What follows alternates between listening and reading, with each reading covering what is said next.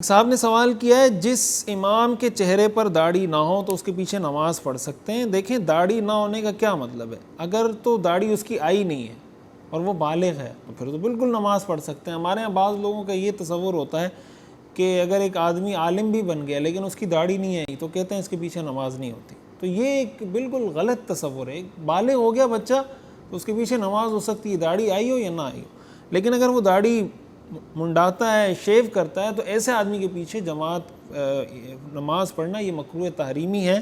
تو ایسے آدمی کو نماز پڑھانی چاہیے جس کی داڑھی ہو۔ لیکن اگر کوئی ایسی جگہ ہو جہاں پر سوائے اس کے اب کوئی نماز پڑھانے والا نہیں ہے اور اگر وہ نماز نہیں پڑھائے گا تو جماعت چھوٹ جائے گی، تو پھر فقہاء نے لکھا ہے کہ آپ جماعت نہ چھوڑیں، اس کے پیچھے ہی نماز پڑھ لیں۔ خلافت عثمانیہ کا مطالعہ کس کتاب سے کرنا چاہیے؟ اس پر بہت ساری کتابیں ہیں۔ حضرت مفتی ابو لبابہ شاہ منصور صاحب کی کتاب ہے ترک ناداں سے ترک دانا تک، آپ اس کا مطالعہ بھی کر سکتے ہیں۔ پھر جو تاریخ اسلام لکھی ہے مختلف حضرات نے، اس میں بھی آپ کو مل جائے گا۔ مولانا اسماعیل ریحان صاحب کی تاریخ امت مسلمہ ہے، اس کی آخری جلد کے اندر بھی بہت تفصیل سے انہوں نے اس پر لکھا ہے، تو ان میں سے آپ کسی بھی کتاب میں اس کا مطالعہ کر سکتے ہیں۔